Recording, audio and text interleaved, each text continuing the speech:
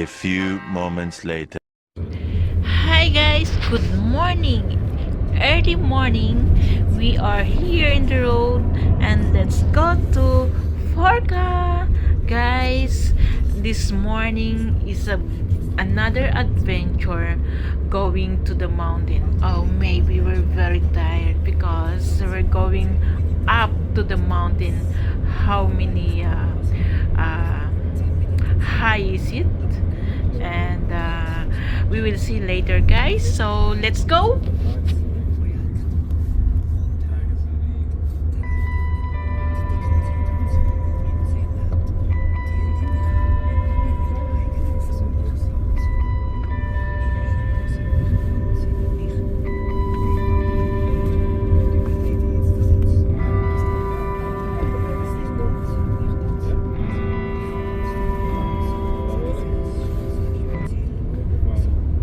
One hour later. Hi guys, here we are. We are here in the panoramic view of Shulin George, and looking to the north view from the old bridge and the very nice rocks as you can see, but I didn't built by 19 what is that, 15 or 1913. Yeah. So Shulin George is formed by Upper Rios in the Swiss canton of Uri. Look at, guys, the beautiful granite wall, and this one is not for the building. So the Switzerland taker this area is protected, guys, because this one is a historic place before the Second World War. So here's the place is the one French army is coming here, and look at this, guys, the very nice stone coming down from the mountain. So guys, let's go and explore the beautiful panoramic place here in Shulin George, and it's called stone bridge known as a Devil's Bridge. Look at, guys, it's beautiful, right? Rick, look So at let's what go and you passed by that. this is for You're proud, huh?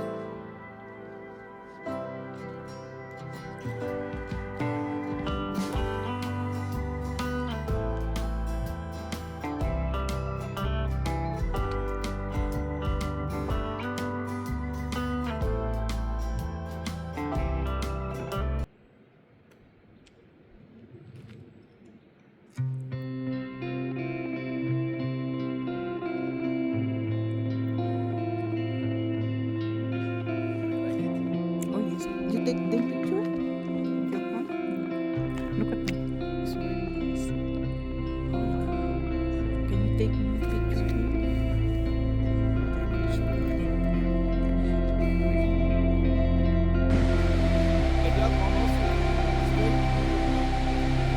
It's not strong enough for us. Not the other one. Yeah. There were, now it was the time of you know, with the horses. They had 6 horses in front. They had the Postkutsche, like yeah, Postkutsche. Postkutsche. Yeah, it's okay.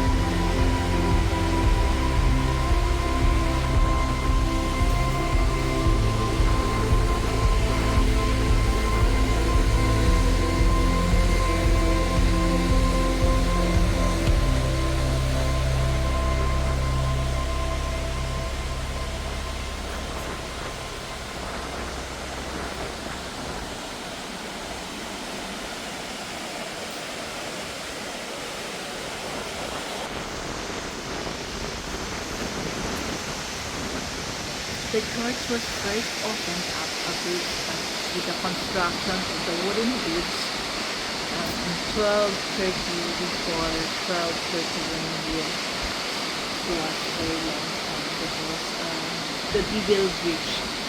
So this was a great strategic importance because it opened the Gothard Pass with historical consequences both regionally and to the Italian politics of the Holy Roman Empire. Look at the water, guys. It's very, very nice. The original bridle path across Huelen was realized by means of a wooden link attached to the rock wall.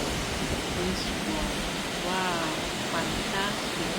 Known as Tuarinli Brocki in German, and the wooden bridge across the George recorded as Stuyvendi Brugge in 1306. A tradition imagining it is supported by hanging chain developed only after its collapse in the 18th century. So they build it again, guys, that bridge, because it's collapsed maybe when there is something happened there. The technology associated with the constructions of the Tuarenbrücke or bridge is a tribute to the Walser, the place, who are known to have begun settlement and Orziren still in the 12th century and 16th century historic geography attributes the construction of the bridge to one Heinrich. Oh my god, it's a very long time. I don't know how they build that. And the blacksmith in Goshik, Robert Kidler, published a historical novel surrounding the construction of Shaolin bridge path. So guys, look at the rocks. Oh my gosh, it's unbelievable. Nice. And then they put it, look at the like what is this, the stone. So it's become very nice constructions.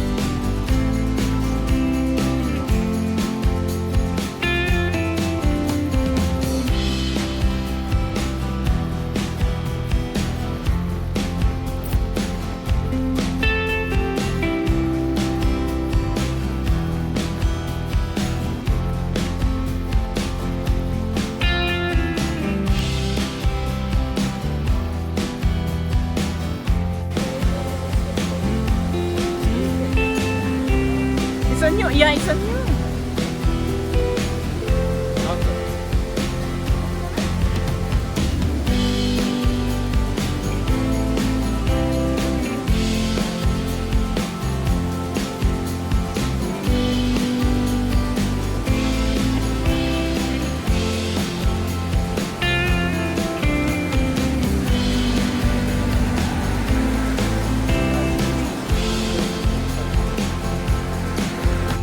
Later.